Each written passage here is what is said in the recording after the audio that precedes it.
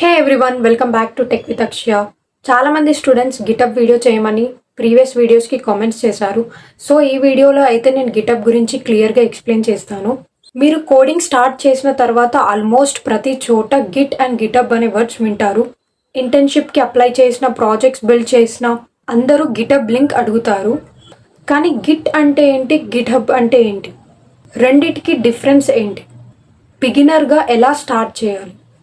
So నేను ఈ వీడియోలో కంప్లీట్గా సింపుల్ ఎగ్జాంపుల్స్తో Git and GitHub difference explain చేస్తాను.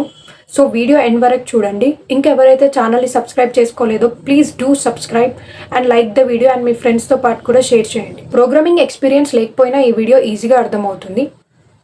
సో ఫస్ట్ గిట్ ఇంట్రడ్యూస్ అవ్వక ముందు ఎలాంటి ప్రాబ్లమ్స్ ఫేస్ చేసే వాళ్ళమో అది ఎక్స్ప్లెయిన్ చేస్తాను ఫస్ట్.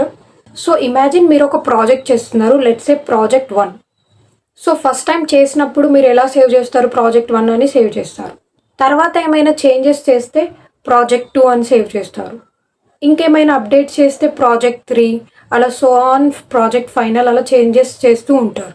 ఇలా ఫైల్స్ క్రియేట్ చేస్తూ ఉంటే కన్ఫ్యూజన్ వస్తుంది. సపోజ్ మిస్టేక్ అయిందంటే ఓల్డ్ వర్షన్కి ఎలా వెళ్ళాలి, ఫ్రెండ్స్తో ప్రాజెక్ట్ ఎలా షేర్ చేయాలి, మల్టిపుల్ పీపుల్ ఒకే ప్రాజెక్ట్ మీద ఒకేసారి వర్క్ చేయాలంటే ఎలా? సో ఇలాంటి ప్రాబ్లమ్స్ని సాల్వ్ చేయడానికి గిట్ యూజ్ అవుతుంది. So first let me explain what is Git. Simple definition చెప్పాలంటే Git is a version control system. Version control అంటే మీ ప్రాజెక్ట్ హిస్టరీ మొత్తం ట్రాక్ చేస్తుంది, ఎవ్రీ చేంజ్ని రిమెంబర్ చేస్తుంది, అండ్ ఒకవేళ మనం ఓల్డ్ వర్షన్కి వెళ్ళాలనుకున్న రివర్ట్ అవ్వచ్చు. సో గిట్ అయితే ప్రాజెక్ట్ హిస్టరీ మొత్తం సేవ్ చేస్తుంది. లైక్ మనం డైలీ నోట్స్ రాసుకుంటాం, ఏదైనా మిస్టేక్ అయితే ప్రీవియస్ పేజ్కి వెళ్ళి మళ్ళీ చేంజెస్ చేయొచ్చు. సేమ్ ఇలానే గిట్ కూడా వర్క్ అవుతుంది. Now coming to what is get-up. Git and get-up same కాదు. గిట్ అనేది సాఫ్ట్వేర్, గిటప్ అనేది వెబ్సైట్.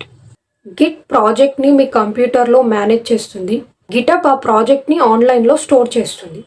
సో గిటప్ యూజ్ చేయడం వల్ల ఏంటి యూజ్ అంటే ప్రాజెక్ట్స్ బ్యాకప్గా ఉంటాయి, అండ్ టీమ్ వర్క్ని ఈజీగా చేస్తుంది, అండ్ కంపెనీస్ మీ ప్రాజెక్ట్స్ చూడొచ్చు, అండ్ ఓపెన్ సోర్స్ కాంట్రిబ్యూషన్స్ చేయొచ్చు, అండ్ గిటప్ని మనం పోర్ట్ఫోలియో లాగా కూడా యూజ్ చేయొచ్చు. సో ఇప్పుడు గిట్ ఎలా వర్క్ అవుతుందో సింపుల్ ఫ్లో చూద్దాం.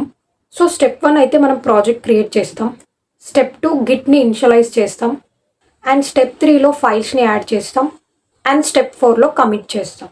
కమిట్ అంటే ప్రాజెక్ట్కి ఒక చెక్ పాయింట్ క్రియేట్ చేయడం, లైక్ గేమ్లో సేవ్ పాయింట్ లాగా. అండ్ స్టెప్ 5 గిటప్కి పుష్ చేస్తాం. పుష్ అంటే లోకల్ ప్రాజెక్ట్ని ఆన్లైన్లో అప్లోడ్ చేయడం.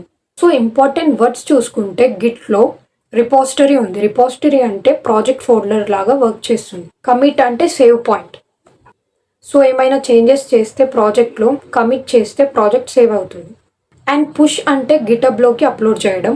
పుల్ అంటే గిటబ్ నుండి లేటెస్ట్ చేంజెస్ డౌన్లోడ్ చేయడం. క్లోన్ అంటే ఆల్రెడీ ఉన్న ప్రాజెక్ట్ని మీ సిస్టంలోకి కాపీ చేసుకోవడం. అండ్ బ్రాంచ్ అంటే సపరేట్ వర్షన్స్ క్రియేట్ చేయడం. సో ఈ వీడియో అయితే బిగినర్స్ కోసం చేశాను. మీకు ఇప్పుడు గిట్ అంటే ఏంటో అర్థమై ఉండొచ్చు, ఐడియా వచ్చి ఉండొచ్చు, అండ్ గిట్కి గిటప్కి డిఫరెన్స్ ఏంటో తెలిసి ఉండొచ్చు.